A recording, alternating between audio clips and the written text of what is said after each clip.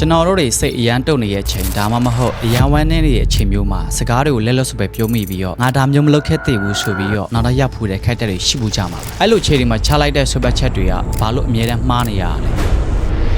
ကျွန်တော်တို့အုံနောက်ထဲမှာခံစားချက်ကိုထိချိုးတဲ့အပိုင်းနဲ့စဉ်းစားစိတ်ချဉာဏ်ကိုထိချိုးတဲ့အပိုင်းဆိုပြီးနှစ်မျိုးရှိပါတယ်စိတ်ခံစားချက်တွေအရန်တက်နေတဲ့ချိန်ဥပမာဒေါသရန်ထွက်နေတဲ့ချိန်ဒါမှမဟုတ်ဝမ်းနည်းနေတဲ့ချိန်တွေမှာအုံနောက်ရဲ့စင်ကြီးတူတရားအပိုင်းကယာယီရက်တက်သွားပါတယ်ရှင်းရှင်းပြောရရင်ကိုယ့်ရဲ့စဉ်းစားနိုင်စွမ်းကမြက်ကန်ဖြစ်သွားတယ်လို့မျိုးပေါ့အဲ့လိုချိန်တွေမှာကိုချလိုက်တဲ့ဆိုပြချက်ကပြဿနာကိုဖြေရှင်းဖို့မဟုတ်ဘဲနဲ့ကိုယ့်ရဲ့ပူလောင်နေတဲ့ခံစားချက်ကိုပောက်ကွယ်ထပ်ဖို့တက်ဖြစ်သွားတတ်ပါတယ်ရလတ်အနေနဲ့ကတော့အမြဲတမ်းလိုမှားယွင်းတဲ့လမ်းကြောင်းကိုပဲရောက်သွားတတ်တာသတိထားဖို့လိုတယ်ဒါဆိုဒီလိုအမှားမျိုးထပ်မဖြစ်အောင်ကိုယ့်ရဲ့ပူကောင်းတဲ့ဘဝကိုရနိုင်အောင်ဘယ်လိုလုပ်မလဲပထမဆုံးအနေနဲ့အရေးကြီးဆုံးချက်ကတော့ချိန်ဆွဲ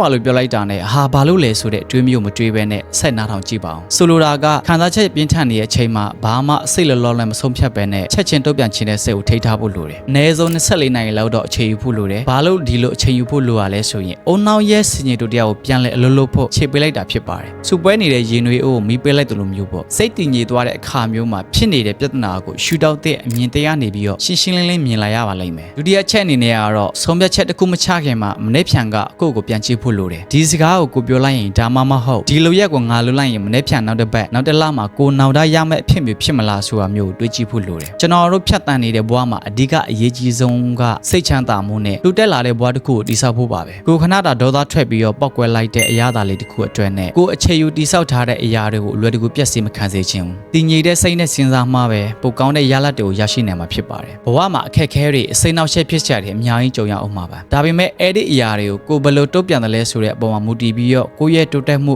ဘလို့ကပေါ်ပေါက်လာမှာပါစိတ်ခံစားချက်ဆိုတာကယာယီပဲဖြစ်ပါတယ်ဒါပေမဲ့အဲ့ဒီယာယီခံစားချက်ပုံမူတည်ပြီးတော့ချလိုက်တဲ့ဆိုဘက်ချက်တွေရဲ့ရလဒ်ကတော့တစ်သက်စာလုံးဖြစ်သွားနိုင်ပါတယ်ဒါလေးကိုတော့အမြဲတမ်းသတိရစေချင်ပါတယ်စိတ်ခံစားချက်ကိုခွင့်ပြုလိုက်လို့ရတယ်လက်ခံလို့ရတယ်ဒါပေမဲ့အဲ့ဒီခံစားချက်ကိုကိုယ့်ဘဝရဲ့အရေးကြီးတဲ့ဆိုမြတ်ချက်တွေကိုထိချုပ်ခွင့်မပေးလိုက်ပါနဲ့လို့ပြောချင်ပါတယ်ဒီဗီဒီယိုလေးကတော့မိတ်ဆွေတို့ရဲ့ရှေ့ဆက်မဲ့ခြေလှမ်းတွေအတွက်ခွန်အားသစ်တွေရသွားမယ်လို့ယုံကြည်ပါတယ်ကောင်းဆုံးသောကိုယ့်ကိုတည်ဆောက်နိုင်ဖို့ကျွန်တော်ဟူကူကအမြဲတမ်းအားပေးနေပါတယ်ဒီဗီဒီယိုလေးကိုသဘောကျတယ်ဆိုရင် like နဲ့ comment လေးပေးခဲ့ဖို့တောင်းဆိုချင်ပါတယ်ဆက်လက်ပြီးတော့ပိုကောင်းတဲ့အကြောင်းအရာတွေနဲ့နောက်ဗီဒီယိုမှာပြန်တွေ့ကြပါမယ်နောက်ဆက်ပေးတဲ့အားလုံးကိုကျေးဇူးတင်ပါတယ်ဗျ